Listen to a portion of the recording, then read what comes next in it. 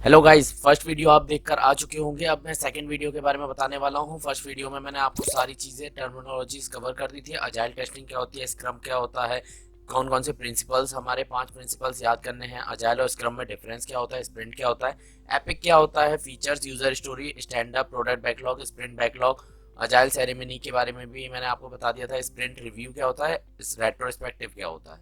यहाँ तक मैंने फर्स्ट वीडियो में कवर कर रखा है, उसको आप जरूर देख लीजिएगा पहले। फिर इसके बाद बात करते हैं सेकंड वीडियो में। सेकंड वीडियो में हम देखने वाले हैं वेलोसिटी के बारे में। तो वेलोसिटी देख लेते हैं।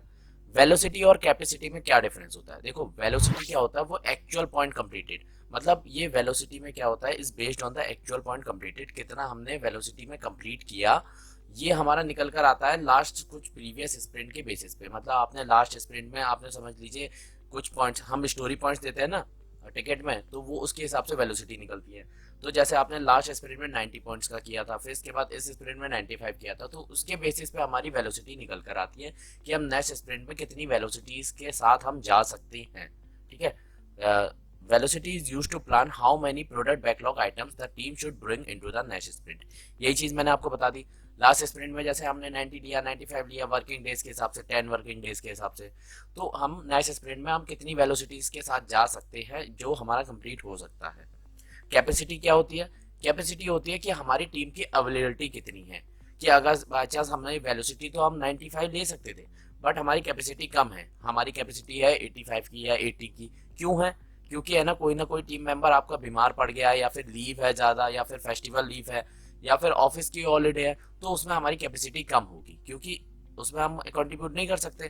तो वो चीज़ें हो गई कैपेसिटी और वेलोसिटी। वेलोसिटी हमारे बेसिस पे हमारा नेक्स्ट स्प्रिंट डिसाइड होता है, और कैपेसिटी हम कितना कर सकते हैं, और छुट्टी, ये सारी चीज़ें इंक्लूड करके हमारी कैपेसिटी निकलती है। ठीक है।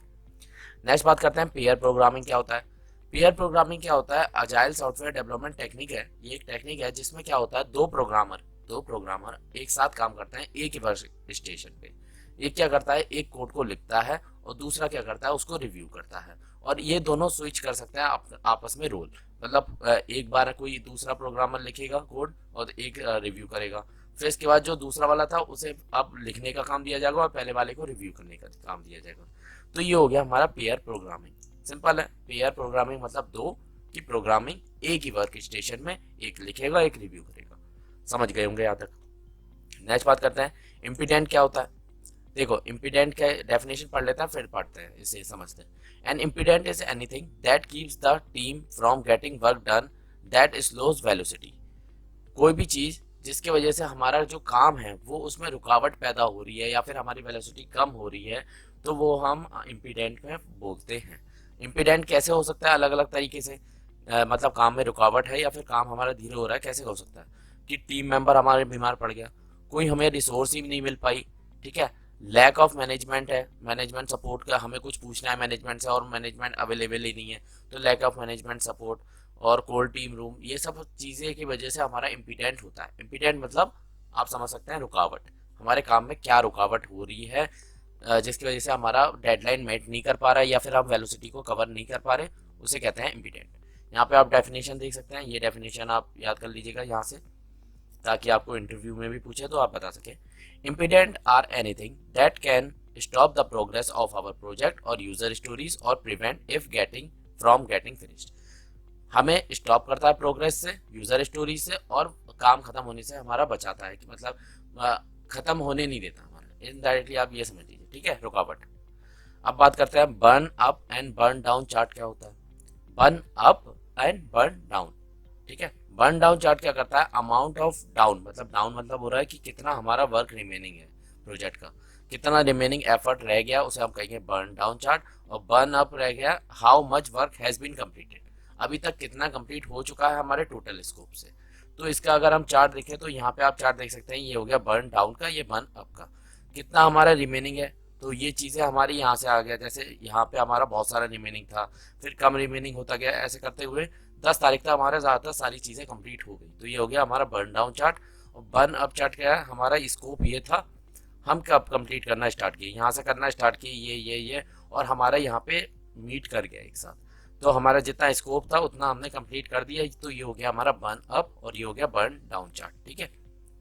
नेक्स्ट बात करते हैं बिल्ड ब्रेकर क्या होता है। बिल्ड ब्रेकर, ब्रेकर मतलब क्या होता है, तोड़ना, टूटना। या फिर तो बिल्ड मतलब क्या होता है, जैसे आप जेनकिंस में जॉब चलाते हैं या फिर बिल्ड चलाते हैं तो वो बिल्ड ब्रेक हो जाता है, उसे हम कहते हैं बिल्ड ब्रेकर। सिंपल, आपको हेडिंग से समझ में आ गया होगा, इसको हम पढ़ लेते हैं।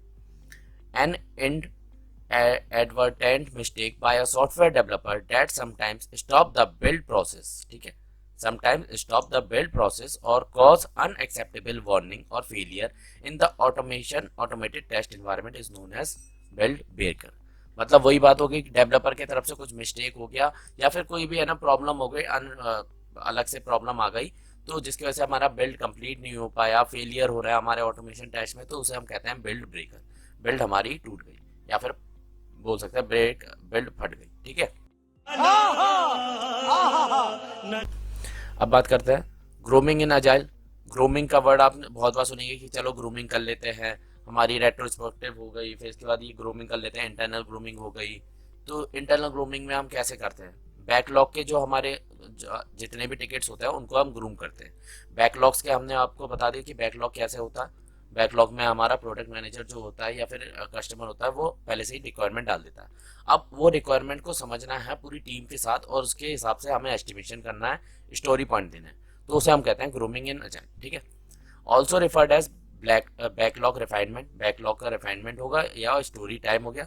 It is a recurring event for agile development team, product development team.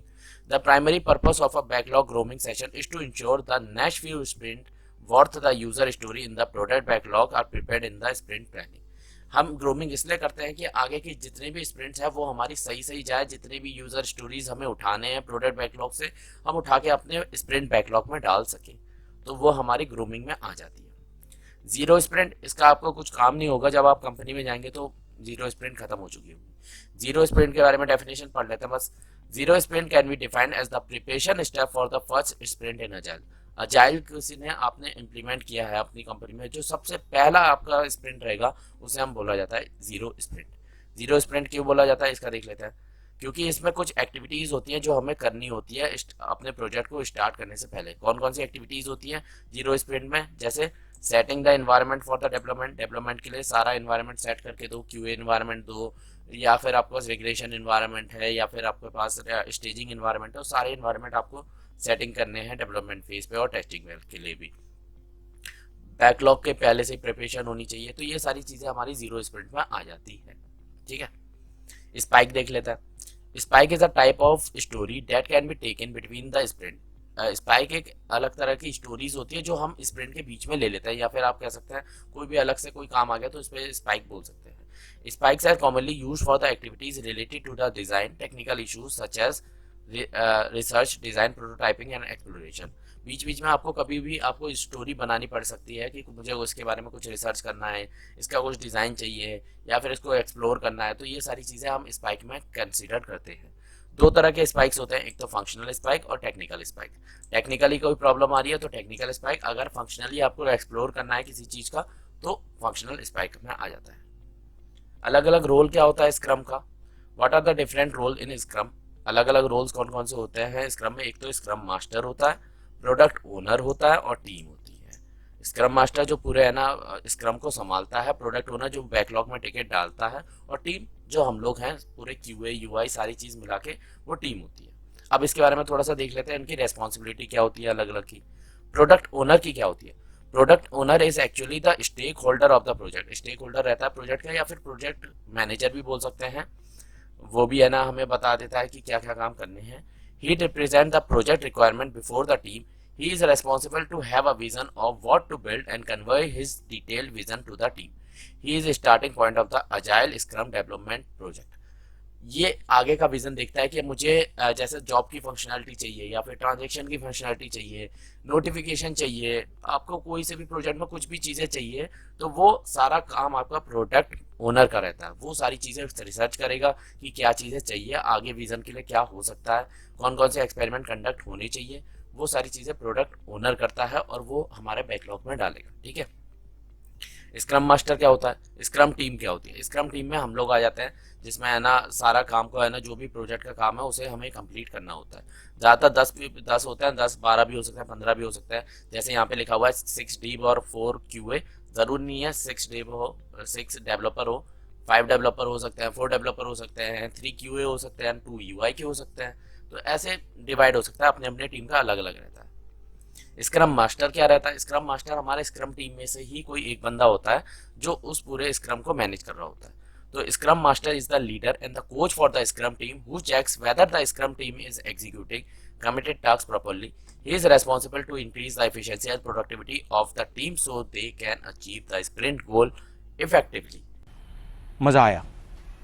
ठीक है, स्प्रिंट मास्टर क्या करता है? वो जितनी भी चीजें हैं, लीडर है, कोच है, लीडर होता है और कोच होता है, उसका क्या करता है कि जितने भी काम उनको टीम को असाइन किए गए हैं वो देखता रहता है कि हमारा ठीक से काम हो पा रहा है या नहीं हो पा रहा है, और अपनी टीम की एफिशिएंसी को बढ़ाने के लिए, प्रोडक्टिविटी को बढ़ाने के लिए ये सारी चीज़ें, टेक्निक सारा स्क्रम मास्टर के हाथ में ही होता है। ठीक है, यहाँ तक आपका कंप्लीट हो चुका है। ये वाली एक एक्स्ट्रा चीज़ है, ये भी पढ़ लेते हैं कि प्लानिंग पोकर टेक्निक क्या होता है।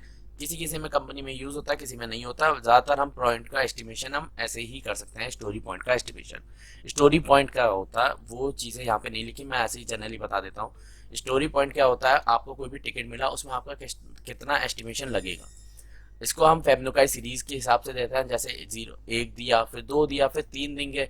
3 के बाद है ना हमारा आ जाता 5 देना पड़ेगा। 5 के बाद 5 और 3 मिला के कितना होता है? 8। 8 और 5 मिला के 13। तो हम 5 दे सकते हैं, 8 दे सकते हैं, 13 दे सकते हैं, या फिर 21 दे सकते हैं। ऐसे कर करके हमारा जाता है फेबनुकाई सीरीज के हिसाब से। ठीक है, या फिर अलग अलग कंपनी का अलग रहता है, वैसे फेबनुकाई पे ज़्यादातर चलते हैं यहाँ पे। ठीक है, अब बात कर लेते हैं प्लानिंग पोकर क्या होता है। इसके अलावा मैं एक स्टोरी पॉइंट में और बता दूं, जैसे एस्टिमेशन आप कैसे देंगे। आपने अगर 3 पॉइंटर का कोई भी आपने काम किया कि मुझे इसमें 3 पॉइंट चाहिए, तो 3 पॉइंट मतलब होता है आपको पूरा दिन चाहिए। 2 पॉइंट मतलब आप समझ सकते हैं कि ये हाफ डे ले सकते हैं, या फिर हाफ से थोड़ा सा ज़्यादा डे। 1 पॉइंट का टिकट मतलब आपको 2 घंटे से ज़्यादा लगने नहीं चाहिए इस पॉइंट में। तो इसके हिसाब से आपको एस्टिमेशन देना है। ठीक है, अब यहाँ पे बात कर लेते हैं प्लानिंग पोकर टेक्निक क्या होता है। प्लानिंग पोकर, जिसे हम स्क्रम पोकर भी बोलते हैं, ये कार्ड बेस्ड टेक्निक होता है जिस यूज करते हैं प्लानिंग और एस्टिमेशन के लिए। तो एस्टिमेशन आप कोई प्लानिंग पोकर से नहीं करता, डायरेक्टली कर लेता है। To start a session of planning poker technique, the agile user stories use the read the product owner the step perform in the planning poker technique are. कौन कौन से स्टेप्स होते हैं वो हम देख लेते हैं थोड़ा सा। हर एक एस्टिमेटर क्या करेगा? Each estimator has a deck of poker card with the value of, उसके पास का कार्ड होंगे जिसकी वैल्यूज होंगे 1 से लेकर 5 तक, और उससे भी ज़्यादा हो सकती है। To denote the story points, ये स्टोरी पॉइंट को डिनोट करता है। Idea says and something else that the team uses for estimation, इसके अलावा कुछ और भी हो सकता है। मतलब ये ज़्यादातर पॉइंट एस्टिमेशन के लिए हम करते हैं कि पोकर कार्ड का यूज़ कर लिया। फिर इसके बाद each estimator had a discussion with the product owner and then privately select a card on the basis of their independent estimation. अपना जो भी आपने कार्ड सेलेक्ट किया उसे आप प्रोडक्ट ओनर पे भेजेंगे कि आपने कितना एस्टिमेट किया है। If the card with the same value are selected by all estimator, it is considered as an estimate. If not, the estimator discuss the high and the low value of their estimate. ठीक है, अब बात करते हैं, अगर आपने जैसे 3 point दिया, बाकी टीम मेंबर ने भी 3 दिया, तो प्रोडक्ट ओनर के पास तो सारे मैसेज आ गए 3 के, तो वो देखेगा कि हाँ सच में 3 ही चाहिए, तो 3 पॉइंट का टिकट आपका बना देगा वो कि 3 में ही काम हो सकता है, तो 3 पॉइंट का आपने ले लिया। अगर मैच नहीं कर रहा तो लो और हाई को लेके हम दोबारा एस्टिमेट करते हैं, उसके हिसाब से फिर एवरेज निकाल सकते हैं। Then again each estimator privately select a card and reveals the process. This process poker planning is repeated to reach a general agreement. ये हम प्रोसेस बार बार करते रहते हैं तब जब तक ये एक एग्रीमेंट पे ना आ जाए कि हाँ इतने पॉइंट पे आ जाएगा। जैसे किसी ने 1 पॉइंट लिया, किसी ने 5 पॉइंट ले लिया, अब इन दोनों के बीच में बहस हो गई कि भाई मैं तो 1 पॉइंट में कर सकता हूँ, 5 में कर सकता हूँ, तो इसके लिए दोबारा पोकर के आ जाएगा उन दोनों को बुला के, फिर दोबारा करेंगे, फिर दोबारा में से अगर दोनों एग्रीमेंट हो जाते हैं कि हाँ 3 पॉइंट पे ही हो जाएगा, तो फिर इसके बाद उसका फाइनल डिस्कशन हो जाता है। ठीक है, तो ये हो गया प्लानिंग पोकर के बारे में। पूछा नहीं जाता, फिर भी आपको थोड़ा बहुत पता होनी चाहिए। तो ये आपका अजाइल मेथोडोलॉजीज आपकी कंप्लीट हो चुकी है। इससे ज़्यादा कुछ और होगा तो वो मैं आपको ऐड करके वीडियो बना के आपको बता दूंगा। ठीक है, बस आज की वीडियो में इतना ही। अगर वीडियो अच्छी लगे हो तो लाइक करके जरूर जाइएगा और सब्सक्राइब कर दीजिएगा। वीडियो देखने के लिए थैंक यू सो मच।